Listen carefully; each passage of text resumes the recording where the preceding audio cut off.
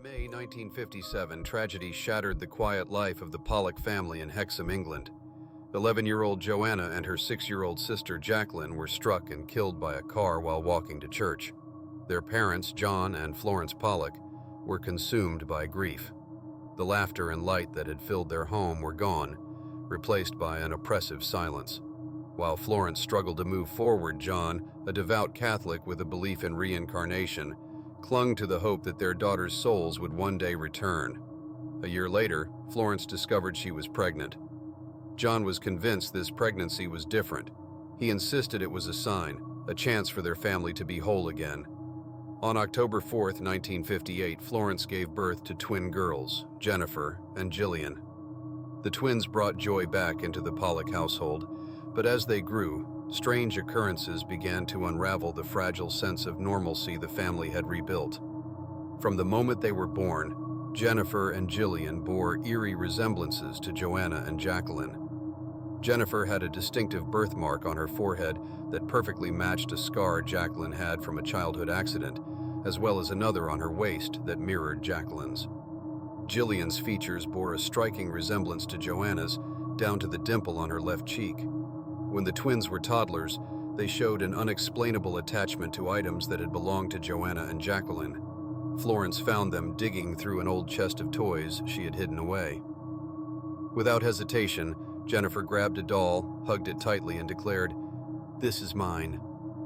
Gillian did the same with a teddy bear. What disturbed Florence most was that the girls accurately identified the names Joanna and Jacqueline had given these toys, despite never being told.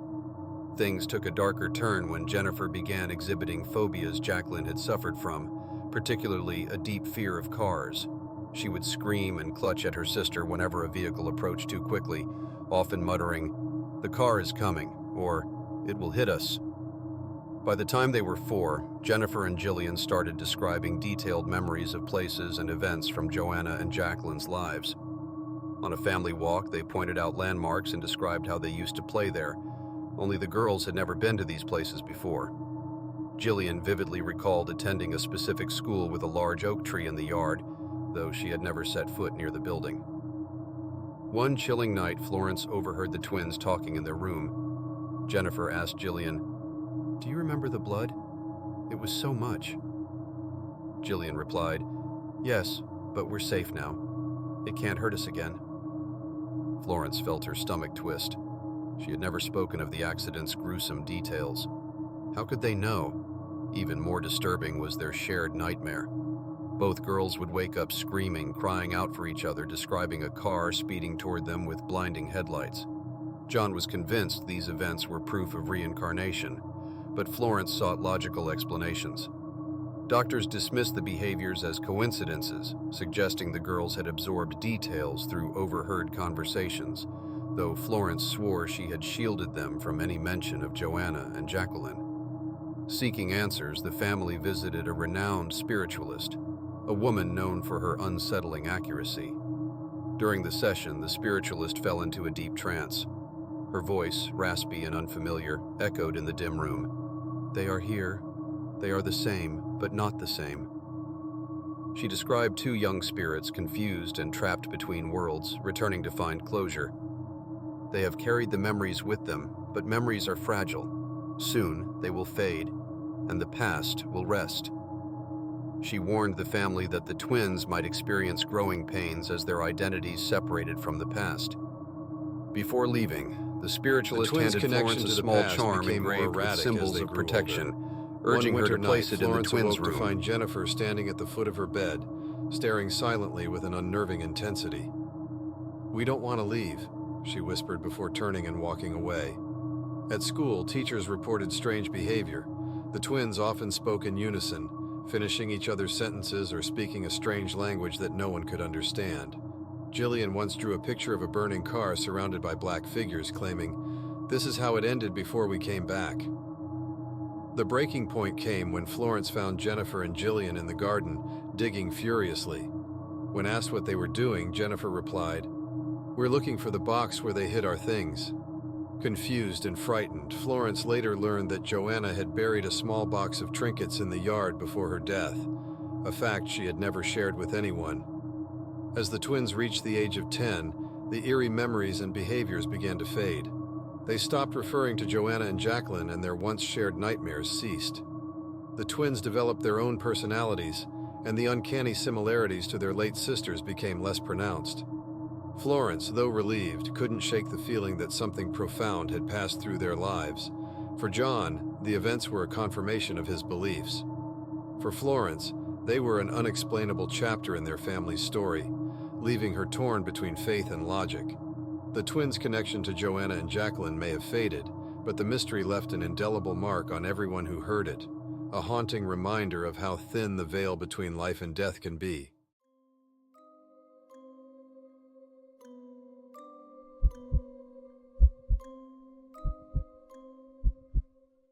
Every night, no matter the weather, something walks down our street whistling softly. You can only hear it if you're in the living room or the kitchen when they walk by, and it always starts at exactly 3:03. The sound starts faint somewhere near the beginning of the lane near the Carson place. We're towards the middle of the street, so the whistling moves past us before fading away in the direction of the cul-de-sac. When I was younger, my sister and I would sneak into the kitchen some nights to listen. Mom and Dad didn't like that, and we'd catch hell if they found us out there, but they were never too hard on us since we always stuck to the one big rule. Don't try to look at whatever was whistling. My neighborhood is a funny place. I've lived here since I was 6, and I love it. The houses are small but well-kept, good-sized yards, plenty of places to roam. There are a lot of other kids here my age. I turned 13 back in October. We grew up together and would always play four square in the cul-de-sac or roam around from back porch to back porch in the summer. This was a good place to grow up. I'm old enough to see it. And there's only the two strange things here, the night whistling and the good luck. The whistling never bothered me much. Like I said, I couldn't even hear it from my bedroom. But Mom and Dad don't like talking about it, so I've stopped asking questions. My dad is a strong guy, tall and calm. He has an accent since he moved to the US as a kid. His family, my grandparents, they're from the islands, that's what they call it. My dad, the only time he isn't so calm is if the whistler comes up. He talks a little quicker then, eyes move faster, and he tells us not to think about it so much and to always remember the one rule, the big rule. Don't try to look outside when the whistler goes past. Not that we could look even if we wanted. See, there are shutters on the inside of every window, thick pieces of heavy canvas that pull down from the top and latch to the bottom of the window frame. Each latch even has a small lock about the size of what you'd find on a diary. My dad locks those shutters every night before we all go to bed and keeps the key in his room. My mom, I don't know what she thinks about the whistling. I've seen her out in the living room before at 3:03 when the sound starts. I could see her if I cracked my door open just an inch to peek. She's not out there often, at least I haven't caught her much, but once or twice a month I think she sits out there on our big red couch just listening. The whistler has the same tune every night. It's cheerful. Remember how I said there are two odd things about where I live? Well, besides our night whistler, everyone in my neighborhood is really lucky.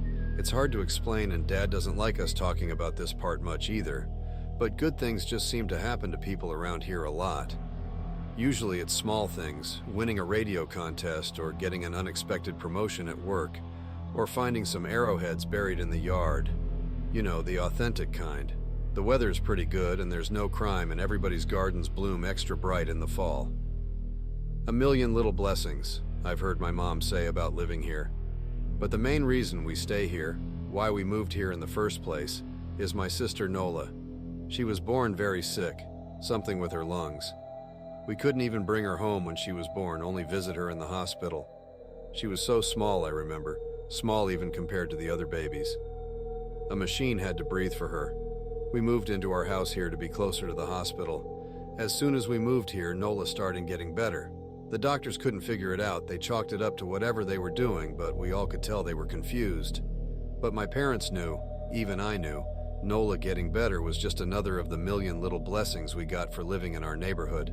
So that's why we stayed even after we found out that for every small miracle that happens here every day now and then, some bad things happen. But they only happen if you look for the whistler. See, our neighborhood has a welcoming committee. They show up with macaroni casserole and a gift basket and a manila folder whenever someone new moves in. They're very friendly. 4 people showed up when we moved in 7 years ago. The committee made small talk, gave me a Snickers bar, and took turns holding Nola. It was her first week out of the hospital, so they were extra careful. Then the committee asked to speak to my parents in private, so I was sent to my room where I still managed to hear nearly every word. The welcoming committee told my parents about how nice the neighborhood was. Really exceptionally hard to explain kind of nice. And then they told my parents about the even harder to explain whistling that happened every morning at 3:03 and ended at the tick of 3:05. The group, our new neighbors, warned my parents that the whistling was quiet, would never harm or hurt us, as long as we didn't look for what was making the sound. This part they stressed, and I pushed my ear into the door, straining to hear them. People who went looking for the whistler had their luck change, sometimes tragically. A black cloud would hang over anyone that looked. Anything that could go wrong would.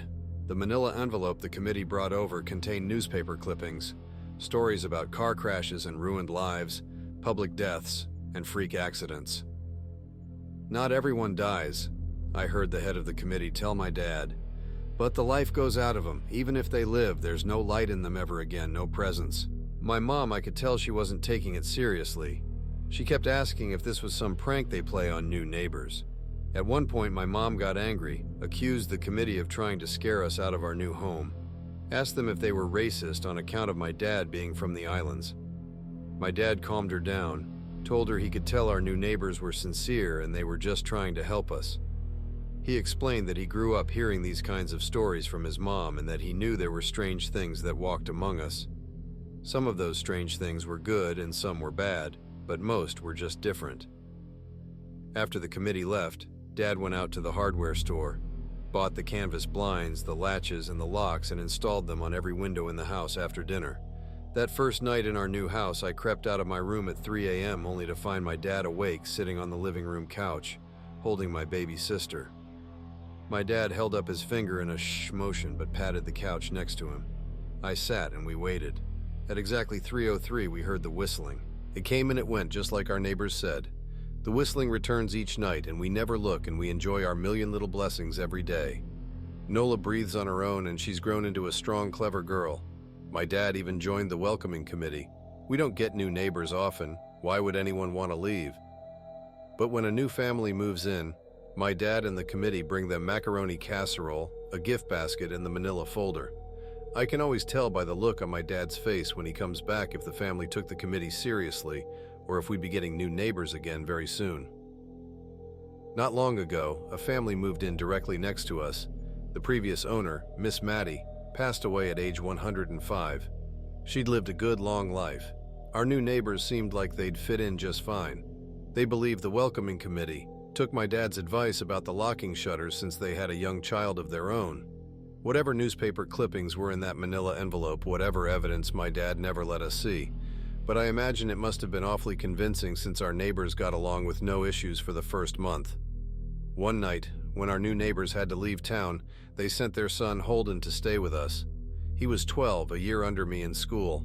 I didn't know him well before that night, but as soon as his parents dropped him off after dinner, I could tell it was going to be a bad time.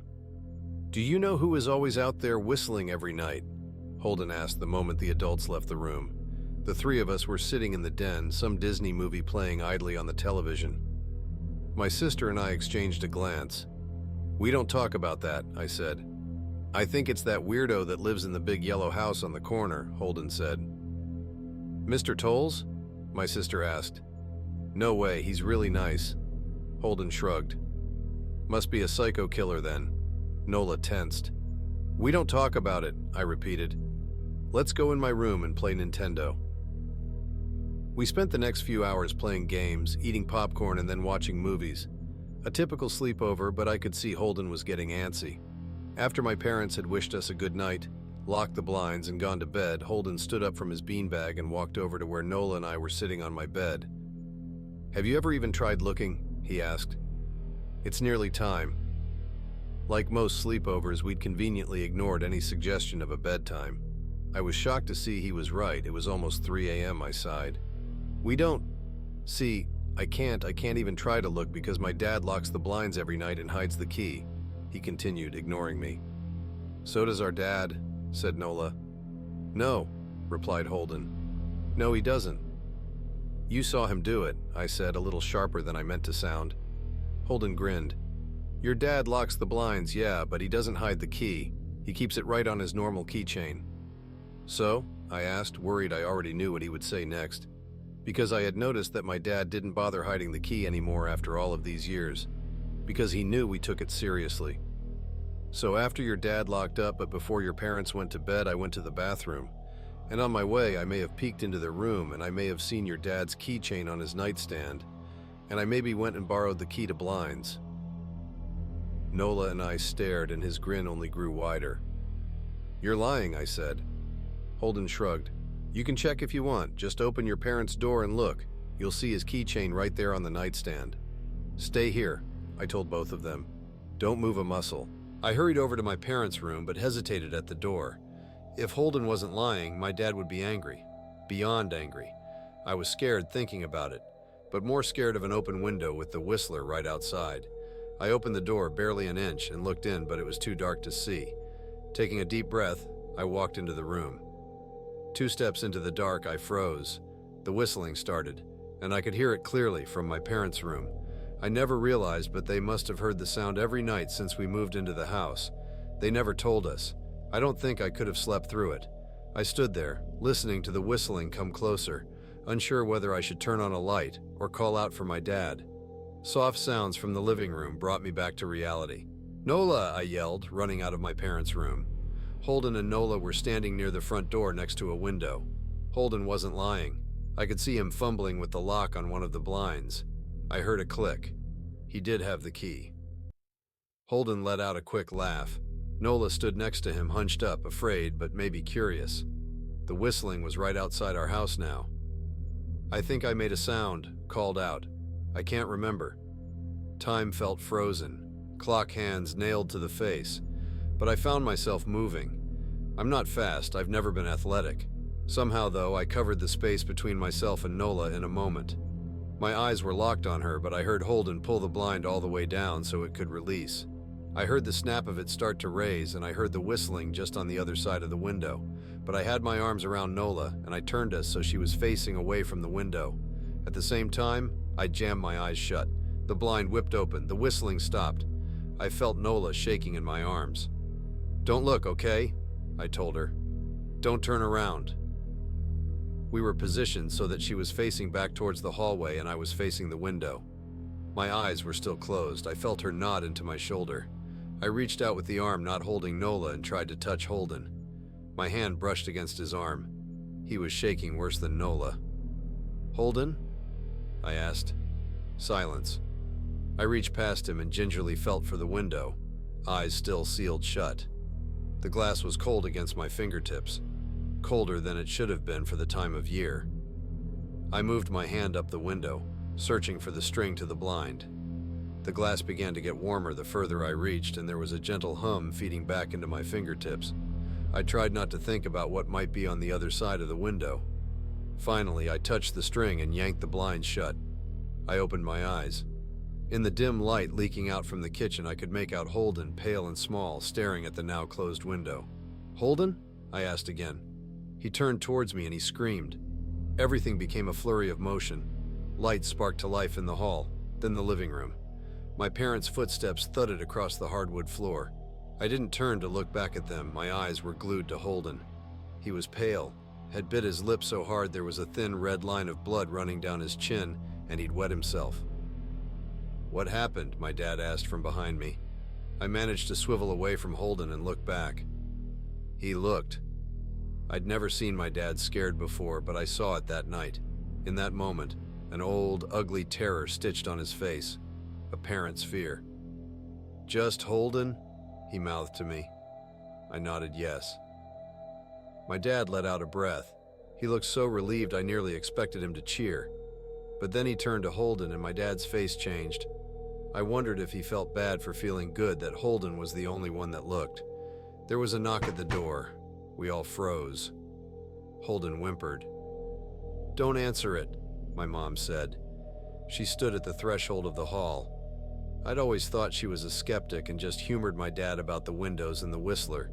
But that night we were all believers. I noticed that both of my parents held baseball bats they must have taken from their bedroom.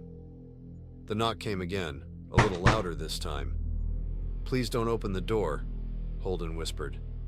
My dad walked over to him, hugged him close. "We won't," my dad promised, still holding his bat. "Nothing is coming in here tonight." This time the knocking was loud enough to rattle the door. Holden screamed again, and Nola clutched her arms around my neck. My mom came over and knelt down next to us, wrapping my sister and me close. "Call the police," my mom whispered to my dad. The knocking instantly stopped. My dad looked over his shoulder at us. "Do you think?" He was cut off by frantic knocking that trailed off to a polite tap, tap, tap. "Police," something said from the other side of the door. The voice from outside sounded exactly like my mom, like a parrot repeating the words back to her. "Police, call, the police. Tap, tap, tap, police." My mom pulled us closer. "Police, police, police, police." "Please stop," I heard her whisper. "I don't think calling them will help," my dad said. "How will we know when they're the ones at the door?" The knocking came back harder than before. The door shook. Then it stopped. After a long moment, I heard the knocking again, but it was coming from our back door. We all turned together towards the back door, but the knocking immediately returned to the front door. Front to back to front, loud, then quiet, then loud again. Suddenly, the sound was coming from both doors at once, big, heavy blows like a sledgehammer. Then something started rapping against all of the windows in the house, then the walls. It was like we were living inside a drum with a dozen people trying to play at once. Or we were a turtle and something was attempting to claw us out of our shell. "Stop!" Holden yelled. The knocking died. "I won't tell," Holden said, staring at the door. "I promise I won't tell anyone what I saw. Just please go away." We waited for nearly a minute. Then we heard it, a soft tap, tap, tap coming from the window Holden had looked through earlier. Holden started to cry, sobbing like a prisoner watching gallows being built outside their cell. My dad held him, brushed his hair but never lied to him, never told him things would be okay. The tapping at the window went on for the rest of the night. We huddled together in the living room for I don't know how long. Eventually, my mom tried to take us kids into my room while my dad stayed to watch the door. But the second we moved into my bedroom, the knocking came back so loud it was possible to ignore. I was afraid the door couldn't take it. We went back to the living room and the knocking stopped. Only the tap, tap, tap on the window remained. None of us slept that night. The tapping stopped around 7 a.m. That's about the time the sun comes up here. We waited another 2 hours before my dad opened the blinds from one window. He made us all go back to my parents' bedroom first. I heard him open the door, then come back in. "Okay," he told us, "it's done." Holden's parents came back around lunchtime. My mom and dad walked Holden over to his house, and they all went inside for quite a while. Nola and I watched from the window. She stuck to me the whole day, right at my side, sometimes holding my hand. When my parents came back, they looked grim but wouldn't tell us what they said to Holden's family. It was a Sunday, so we all spent the day together, ordered pizza, and watched movies. That night, everyone slept in my room. Nola and my mom in the bed with me, my dad in a chair he'd pulled over. There was no knocking that night or any night since.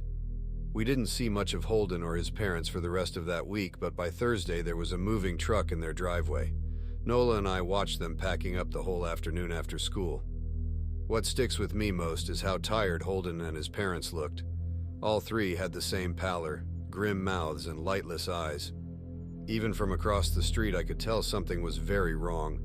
Holden and his family were gone before sunset. I remember what the original welcoming committee said to my parents when we moved in. Not everyone who looks at the Whistler dies, but even those that live have the light go out of them and the rest of their lives are full of misfortune. A million little tragedies. I think Holden's parents must have looked, either to comfort him if they didn't believe or share the burden if they did.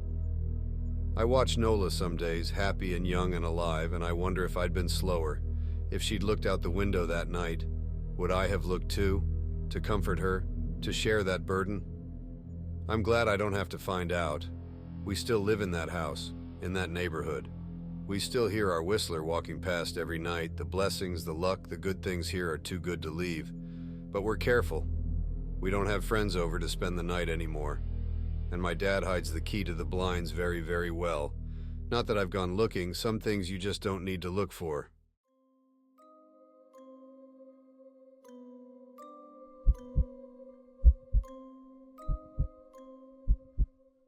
It was Christmas Eve in the Forsythe household, located in a small remote town in West Virginia. William Forsythe, a hard-working father, had just finished setting up the family's Christmas tree.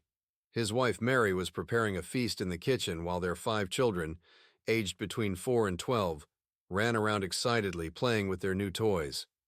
It was supposed to be a joyful night, one filled with laughter, warmth, and family, but this would be the last time William would ever see his children. At around 11:30 p.m., the house caught fire. The fire department arrived just minutes after being called, but it was too late. The blaze had consumed the house in a matter of minutes, and despite the desperate attempts of the firefighters, the home was reduced to a pile of smoldering rubble. Miraculously, William and Mary had escaped the flames, but their 5 children were nowhere to be found. The fire had taken everything, and the family was left with only questions. No bodies were recovered from the wreckage, no remains, no trace, but there was something even stranger. The house showed signs of something far more disturbing than a mere accident. The fire had been intense, yet the children's rooms were completely untouched. The strange thing was, there were no signs of forced entry, no footprints in the snow surrounding the house, and no way to explain where the children could have gone. The investigation was quick, but it didn't provide any answers. Local authorities believed the children had perished in the flames, but William and Mary refused to believe it. They clung to the idea that their children had somehow survived. The idea that they might still be out there kept them awake at night, consumed by the need to know the truth. It wasn't just a parent's denial, it was something far more unsettling. Over the years, strange occurrences began to follow William and Mary. They received cryptic letters, written in a shaky hand, claiming to know what had really happened to the children. These letters would appear at odd times, always with the same unsettling message. They are still alive. Find them before it's too late. The Forsythes began receiving reports of children resembling their own being seen in various parts of the country. Each time they would follow the leads, but they were always too late. When they finally traced one of the sightings to a remote town miles away, they found nothing but an empty house, completely abandoned. And it was there, in the attic, that they discovered an old, weathered journal hidden beneath the floorboards. The journal contained rambling entries written by a former worker of a nearby asylum, detailing experiments conducted on children during the early 1900s. The worker spoke of mysterious disappearances, children who were taken away and never seen again. The entries stopped abruptly, but the last line was haunting. The Forsythe children are marked. They are needed for the next phase. It was then that William and Mary realized the true horror of what had happened. Their children hadn't just disappeared, they had been taken. It was not a random act of violence or a tragic accident. Their children had been chosen, part of a dark experiment tied to the asylum's twisted history. The letters, the sightings, the journal, they were all pieces of a puzzle that led to one horrifying conclusion. The children were alive, but not in the way they had ever hoped. In their final desperate attempt to find their children, the Forsythes followed one last cryptic clue, a location deep within the woods, near the site of the old asylum. As they ventured into the eerie, decaying building, they felt a cold dread creeping over them. The walls whispered of long-forgotten horrors, and as they descended into the depths of the asylum, they encountered strange figures, pale, emotionless, children who looked eerily like their own, but hollow, lifeless, and completely devoid of recognition. They reached a hidden chamber beneath the asylum where they found an old, dusty filing cabinet filled with records of children who had been disappeared decades ago. The Forsythes flipped through the files, their hearts racing as they found their children's names written in faded ink. But the records didn't just list their names. They also contained something else, a description of their reconditioning, the process that had erased their memories and left them trapped in a twisted, altered state. Just as they began to understand the magnitude of the horror they had uncovered, a cold voice echoed through the chamber. "It's too late." Before they could react, the lights flickered out. The room filled with a sudden chill as the children they once knew, now empty shells of their former selves, surrounded them, their eyes glowing an unnatural red. They weren't the children they had lost. They were something else entirely. The Forsythes' last moments were filled with terror as the figures closed in on them. The chamber, long abandoned, became their tomb, and no one would ever learn the true fate of the Forsythe children. The mystery would remain unsolved, buried in the darkness of the forgotten asylum. As the years passed, the only trace of the Forsythes was a single letter sent from the asylum, addressed to no one in particular. It read, "They found us." The terror of what had transpired that night would haunt the town for generations, and the Forsythe family's story would remain a chilling reminder of the dark forces that had taken them, forces that were still out there waiting for their next victims. The terrible twist of this story is the realization that the Forsythe children were taken for a purpose far more sinister than anyone could have imagined. The terror doesn't end with their disappearance, but deepens as they are transformed into something unrecognizable, trapped in a cruel experiment that erases their memories and humanity. The Forsythes' desperate search for answers leads them to a horrifying conclusion, making the truth far worse than they ever expected.